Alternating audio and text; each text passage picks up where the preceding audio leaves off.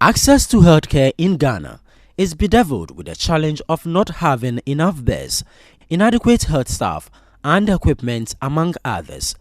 In most parts of the rural communities, there is a higher risk of death because of limited access to healthcare.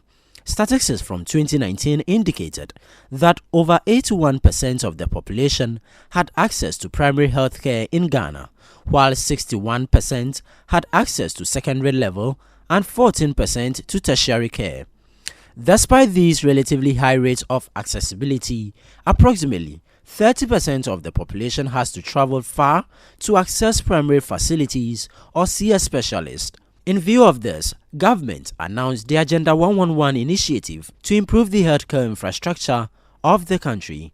The policy focuses on the construction of district and regional hospitals and the redevelopment of the Accra Psychiatric Hospital. Following the sword-cutting ceremony by the President on Tuesday, the Greater Accra Regional Coordinating Council, in collaboration with the Ablekuma Central Municipal Assembly, has offered a portion of the plot of land previously inhabited by the Agbogbloshie Onion traders for the construction of the district health facility.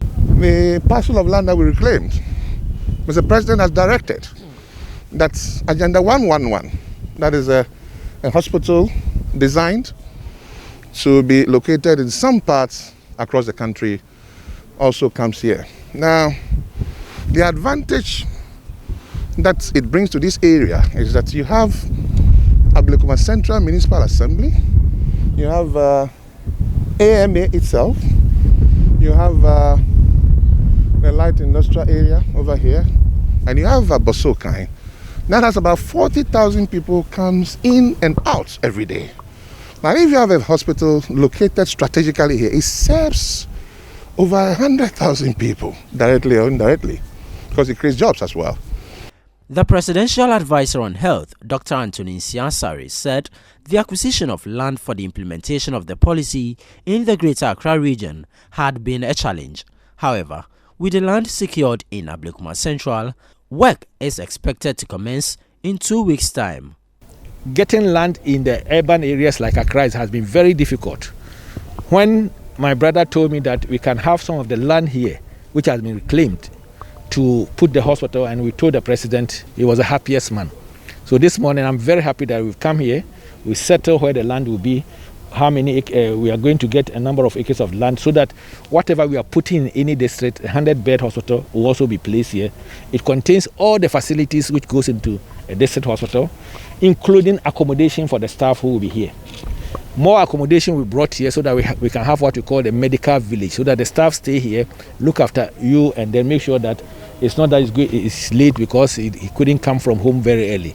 It has also a mortuary, which will be everything that we'll be doing here. It will be supplementing what Kolebu is doing. It's very near to Kolebu, so referrals will also be very quickly attended to and sent to Kolebu.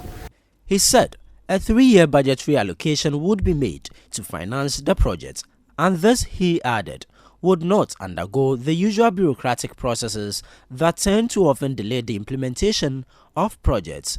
All the 101 district hospitals and psychiatric hospital is going to be funded through the Ghana government funding, and is going to be over about 3-year cycle budgetary allocations. Already, the Minister for Finance announced in the mid-year review that the $100 million, which is equivalent about 600 million Ghana cedis, which was allocated in 2020 mid-year review budget, has been given to those who are going to manage the finances of Agenda 111. It's not going to be the normal bureaucratic financial practices that you have in this country. It's given to Ghana Infrastructure Investment Fund, so that it doesn't go through all the normal bureaucratic ways that there's no money in the consolidated fund. So we are very sure the consultants who are dealing with the Hospital Infrastructure Group Limited have come out with the payment structure, how we are going to the money flow and everything. So we know from day one, from the 17th of August, when the president commenced the district hospital building, that we know where the money is coming from. Every month, what we are supposed to pay. When the contractors finish, and they send a certificate when and where and when they are supposed to be paid. During a visit to the site, some recalcitrant scrap dealers were scavenging from the ruins after the relocation of the onion traders, while filth had engulfed a section of the land. The municipal chief executive for Ablekuma Central, Mariama Kale Amui, said the assembly would halt these activities for the successful implementation of the Agenda 111 policy. This came about because of the size of the area. You see, we have our task force going around. They work day and night on shift basis. But these Abubuya people, they are supposed to dump it at Arikop and pay and all that. But the stubborn ones, they wait, they deep in the night, midnight, then they will come back and sneak through here when nobody can see them. You know our people, they can be everywhere.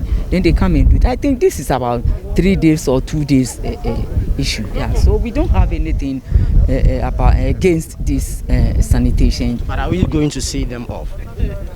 Definitely, we are going to see them because you heard the minister and Dr. Nsiah Asare what they are going to do here. So we'll be here 24/7. So this thing will never be there.